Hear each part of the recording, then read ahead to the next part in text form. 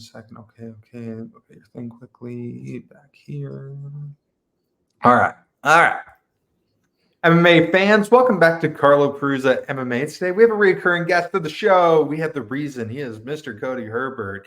He is in action at Ego Fighting Series this Saturday in Ohio, taking on Trae Cusac, 195 catchweight bout.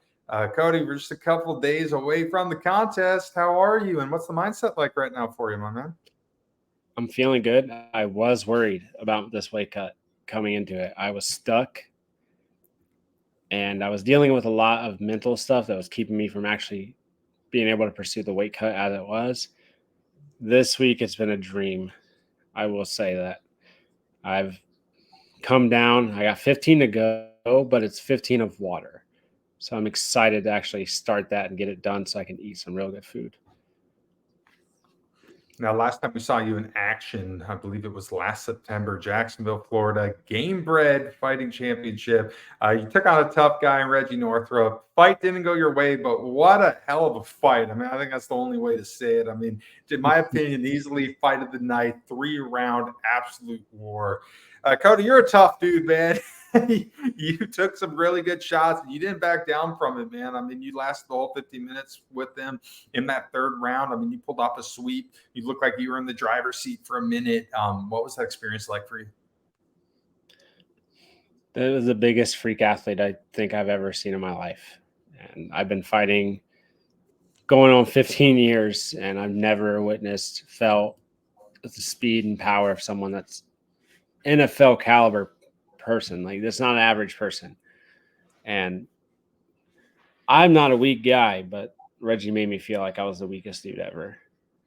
But I brought it to him. I brought the fight to him. So we both grew from it, and I'm happy to say we're good friends now. You know, what was that like, just the atmosphere? I mean, that whole place, the whole ViStar Arena, I mean, it was electrifying. I mean, everyone was on their hands. They were clapping. They were yelling. Did you feed off that energy? I did. The only thing it was better than when I fought for Bellator because I was a prelim. But the vastness of the arena and just everyone there. And then looking back at the views, like 1 million views on the initial card, like that's crazy. And to think that I was a part of that. And my unfortunate highlight, I'm a part of that on a lot of stuff. So I've been a part of history on there. You know, you've done 3 of the Gamebred bare-knuckle contests. You're going back to the gloved MMA for this one. Obviously, when you're fighting with gloves, you have to be a little careful with the hands. It's a little more accuracy than power because you don't want to break them, obviously. But do you feel that transition is going to be smooth now from constantly working on accuracy to put the gloves back on? Do you think it'll be a smooth transition for you? I think it will be. And I think that with the gloves, I'll be able to let my hands go a little bit more. I have been cognizant of possibly breaking my hands. I do got really hard bones in my hand, fortunately. But I think going back to the gloves is going to help kind of mix it a little bit more with how my boxing is and being able to actually utilize it a little bit more. Because without the gloves, you know, you have to watch where you hit. You have to watch how you hit. You got to pick where you're going. And it's a lot more precise game that people don't think about. You know, following the Northrop fight, what was the reactions like to people when you went back home to Wyoming? I got so many people staring at me. I had one eye closed. I just wanted people to ask, honestly. I was like, well, just stop staring at me and ask what happened, because it was kind of annoying. But, I mean, the people I watched understood how tough I am. But at the same time, it's, you know, like that was a hard fight. And that was a lot of punishment I had to go through. And ending up in the hospital was the least fun part of my time there. You know, during that fight card, I mean, it was absolutely star loaded. I mean, you had Junior Dos Santos on that thing, you had Fabrizio Verdum on that thing, Anthony Njokuani, other former UFC guys. What was it like sharing a card with that level of high caliber? A dream. It was literally a dream. It was hard to believe that I was even in the same room. Going into the weigh-ins, I was with my father-in-law, and I looked at him and said, we just look like regular dudes who wandered into this spot and ended up in a fight card. Just because the people that were there, and I don't hold myself like some fighters do, where they act like they're all tough and don't want to talk to people. No, I'm just like a normal guy that just goes there and fights for fun. But like having Junior Dos Santos in the back singing and staring at me, like I was like, what the heck is going on? This was the former UFC heavyweight champion of the world and someone I watched fight forever. And then actually getting to speak with him, got a picture with him, talking to him, and he watched my fight too. I was like, this can't be real. Like, I mean, Fabricio I didn't have many altercations with just because his English wasn't the best. And then Anthony, like I've shared the locker room with Anthony a few times, and we're coming to the only people that's fought Gamebred as much as we have. So it's always good to see him. Always enjoy talking to him. That whole Gamebred promotion, I mean, every show, it looks like it's getting bigger and bigger. I have the opportunity to be at the last three of them, and that last one in Orlando. I don't know if you caught any of those fights, but that card was absolutely loaded. Dos Santos becoming the first Gamebred bare-knuckle MMA champion. I mean, there was in Orlando over at the Amway Center, Kia Center, whatever it's called. And it was, I mean, they sold a lot of tickets. I couldn't believe the atmosphere of that one.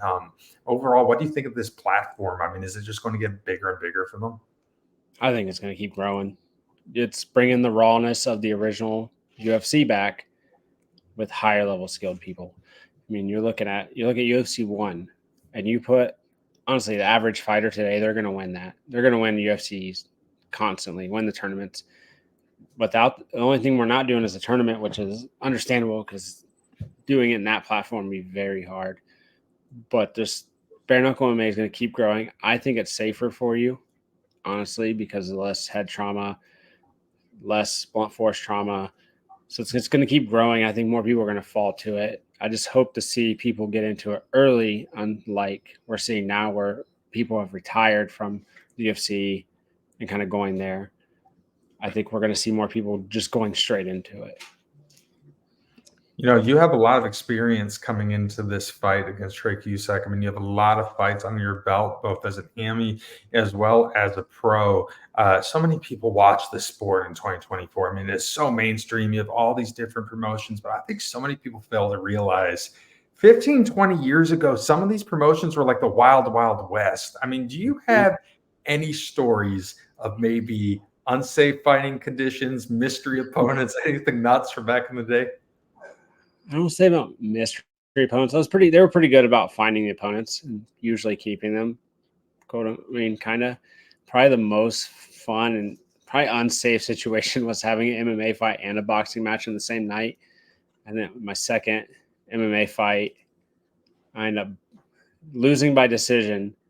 And then I go box a coach, and then I rip his mouth open with a punch, and he quits in the second round. And I think there was maybe 30 people there. And it was not a small show for Ohio. It was a bigger show. It was the Iron Tiger Fight Series, which was, like big in the amateur scene coming in at that time because it was producing Justin Edwards, who went on to the UFC. He fought, he was on Ultimate Fighter with Brock and Jr., and then he was on the Redemption Series. You had other guys that ended up going further, but it's kind of interesting to see that was a bigger amateur show, but with like 30 people, and I'm sitting there doing 2 fights in one night. And I enjoyed it, but I don't know if I can do it now. Back in the day, did you ever envision MMA and combat sports be what it would become today? No, I thought it was going to continue to be one of those little alienated things where you were a weirdo for doing it. And, I mean, I'm glad it's coming up in the mainstream, not just because of my sport, but what it's done for me, providing me the confidence to be a person, kind of getting me out of my shell, providing me a way to have an outlet of dealing with my different emotions. And I hope that it continues to provide that for people. And I'm glad it has been able to. But looking back when I first started, my first boxing match was in 2009. And to see you now is it's crazy. Do you feel that your military background has helped with your MMA career? I think it did because it forced me to move and go somewhere else, train with different people. It also helped me kind of focus a different way. I mean, you're trained constantly to deal with a threat. I mean, being a cop in the military, our job was to deal with whatever was around. So kind of get that little awareness at the same time. the anxiety you get from being trained like that kind of sucks. So I'm currently dealing with that since I don't do that job anymore. But all in all, the things I had to do, I think it helped make me grow as a person and as a fighter. The combatives, I mean, I was a combatives instructor, which was very basic jiu-jitsu, but it really kind of helped formulate some different things and make me actually learn to coach a different way, because you were teaching people that had no interest in fighting at all, and going from there to say, hey, well, you have to know how to do this for your job. So it's kind of an interesting transition. Do you feel like mixed martial arts in one way, shape, or form will always be part of your life, even when you hang up the gloves from competing? Always. I'm going to be a coach again. I can't wait to get to a point where I start coaching full time again, more or less, because I'm ready to grow the sport. And especially where I'm living right now, Wyoming, there's one promotion. So, I mean, one promotion in the town I live in, that's Hard and Fight Championships, and they have a lack of MMA fighters. So I want to get back to building that up, because I was getting a little team together, but I'm trying to not coach as much because it takes away from preparation for fighting. But I'm always going to be in the sport one way or another. Do you feel like still, even in today's day and age, in those rural areas, areas like Wyoming, maybe Montana, smaller towns, do you feel that MMA still has that fringe vibe to it? I think it does. A lot of them have a kind of like their thing that they're known for. Casper has got national championship boxers, and that's what comes out of Casper most of the times. There's very few and far between MMA fighters, and the talent's there, but the job market with the oil field is taking away from those people being able to actually pursue that kind of thing they want to do. Guy I know, Billy Walters, he's trying to get MMA scene going, and it's been hard. We've been trying to just start working together a little bit more on doing that with the future, just because I like to leave things better than when I like when I leave. I want it to be better than when I found it. And trying to have a little scene is going to help increase that for them, but also kind of help these kids that don't really see the sport. They see it on TV, but they don't know what it actually is. So maybe understanding what it really is about. You feel like in your future, promoting could be a thing that you might be interested in doing as well? I do want to work with some promotions. I don't know how far I want to go with it, but I do want to get a hands-on with matchmaking, possibly some of the other things. I mean, being a salesman now is kind of helping that. I still suck at selling myself, but I can sell others and I can sell things. So using that to trying to make that a bit better, try to get these people to realize what they are. And being a promoter, it's kind of hard because you don't get that hands-on, because you're picking people to fight each other, and you can't show favoritism as much as it happens. A lot of people watch the sport still today. A lot of people watch the sport in today's day and age, as we discussed a little earlier. But I think very few people know what it's like being the fighter. I mean, obviously not just competing, but the sacrifices that go along with this journey. Obviously, you in your current position, you're not making millions of dollars each fight. You have kids, you have family, you have a job. There's a lot of sacrifices that go into providing for all those elements, as well as doing the training, as well as getting your body in as great a shape as possible. What motivates you to get through it? It's a real tough question, because sometimes it goes back to the person that I was. I was a bullied kid coming out of high school. That was my internal motivation. And now I want to show my daughter a future. I want to show her what hard work can be and where it could lead you. I mean, I don't ever expect her to fight, but she's going to be expected to train because she has to learn how to defend herself. But just the motivation, the thing that I'm kind of like formulating going through these fight camps and showing to her is hard work will get you somewhere.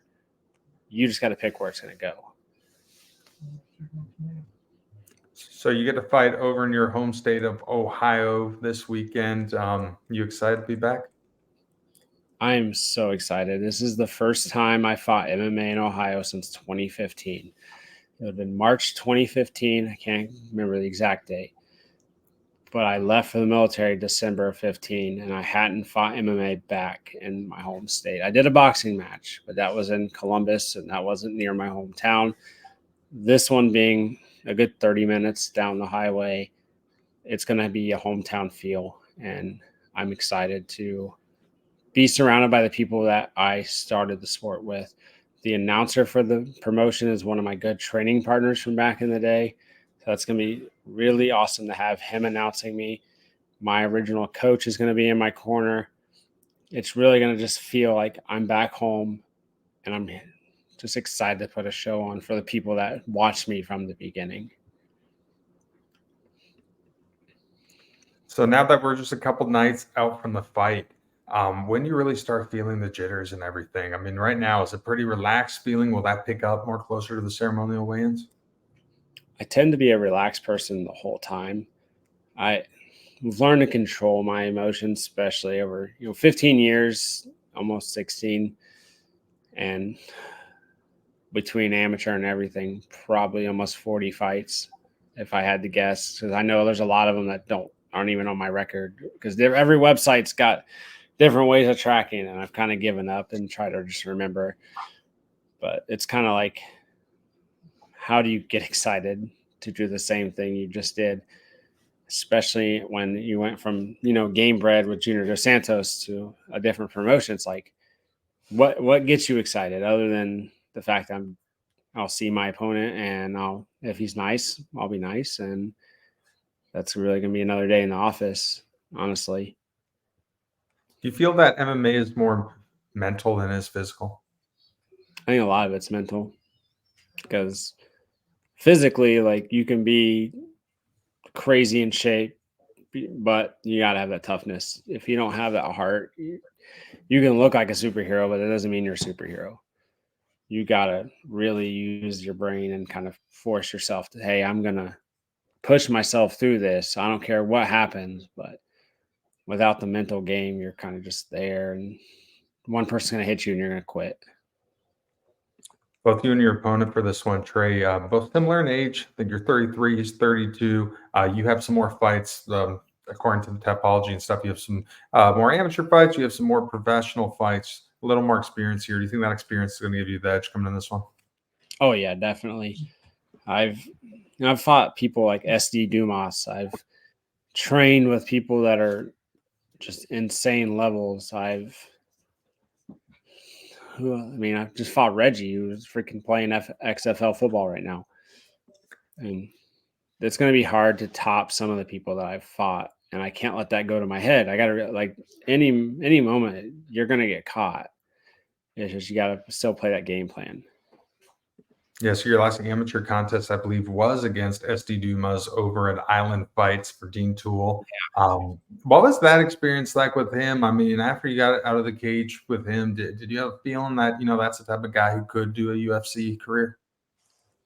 At that point, I wasn't sure. At that point, when we were fighting, we were heavier than what he's fighting at now.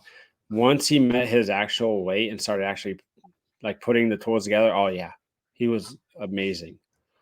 The first fight, we went to war, 3-round war. Second fight, he just brought the improvement like crazy. Yeah, he definitely has everything to get to that, stay at that level. He just needs to make sure he keeps pushing it. Don't get stagnant.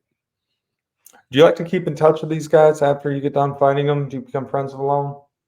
Most of them I'm friends with. I think it's very few that I'm not. And that's just like some, like Bellator, Jordan Newman. Like, he's kind of, he's been fighting in Bellator his whole time. So it's kind of hard for him to be friends with a guy who fought him once, and he's a young kid. He's got some stuff that he needs to grow, mentally, and understand, like, we don't hate each other. We go in, we fight, and we can be friends after that. It's not that big of a deal. And I think that's immaturity in the sport. That's not like saying he's immature. Like, it's just how it is. And you're young, and you got to sit there and be, I'm the tough guy, the macho man. But you need to grow up and realize, hey, like, this is a sport. It's not life or death.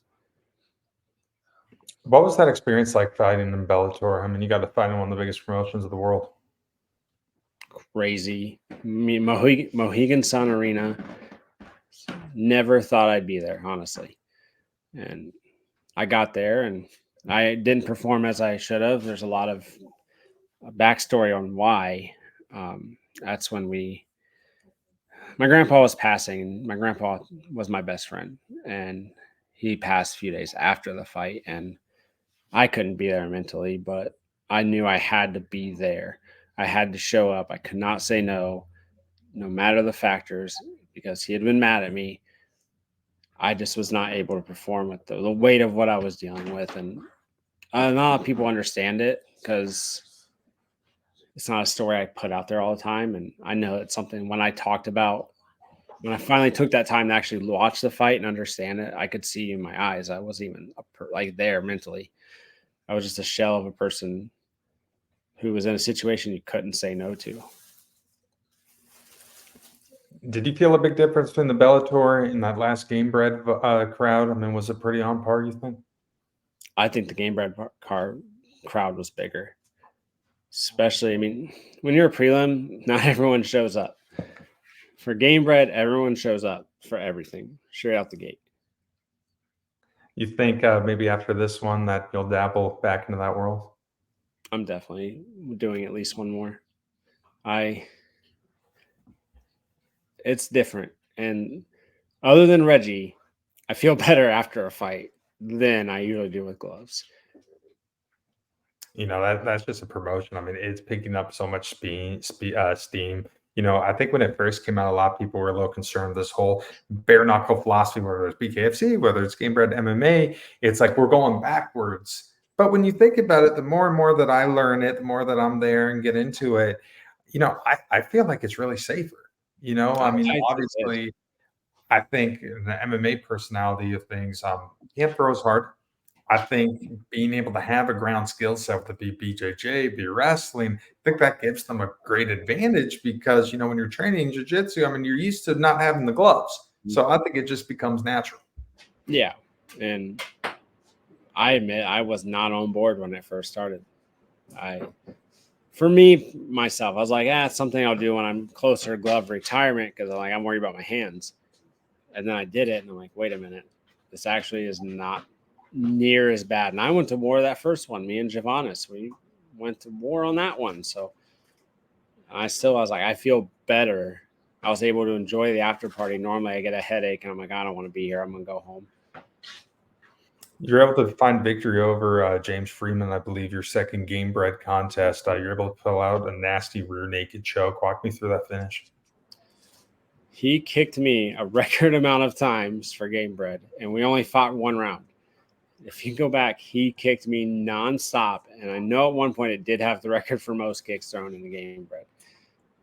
He knocked the wind out of me, but I was able to use that to kind of regain my footing and catch a kick and take him down. And as it went, unfortunately, I mean, James, awesome dude, but he's been finished by a lot of rear naked chokes, and it really wasn't the game plan. I wanted to stand up with him, but he kicked me so hard I didn't want to stand there anymore. I'm going to take you down. I'm just going to choke you out. And I just luckily got the back and was able to do that and do it successfully.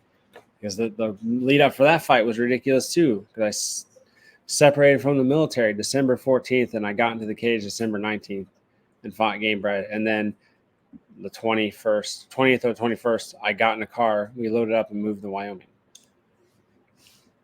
Were you able to chop it up with Jorge Masvidal after that victory? I don't think I got to talk to him that much after that one. I know the first one I did. When I did Gamebred 2 with Javanis, I got to talk to him a lot. But every time I do see him now, we get to talk more and more. That's awesome. All right, so just wrapping up here, going back to your contest against Trae Cusac this weekend, Troy, Ohio. Do you think this one has the making for a 3-round dogfight? Do you think there's going to be a lot of hands thrown? It's an absolute war. He's going to stand up. I'm going to stand up. We're going to see whose chin will probably hold up. We already know where my chin is. It's up to see where his will go and see how far it will go. I'm there to put on a show. I'm coming home, and it's going to be fun. Put on a show for all the people that's watched me and the people that I started getting into the training with that come in as young kids, and they're fighting amateur. And moving their way up the pro level now. So I'm excited to fight with Chelsea. Chelsea's like the girl version of me. We both smile. We both go in and fight and have fun. So it's going to be just a great time. You think there's going to be a very heavy pro Cody Herbert crowd at this one? There better be. If I didn't sell as many tickets, I'm going to be pretty mad.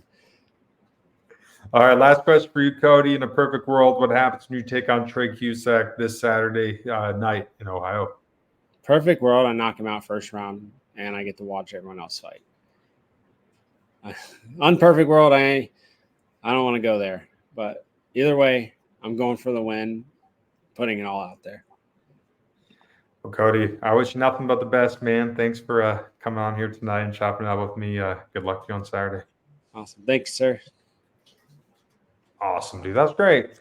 Sweet.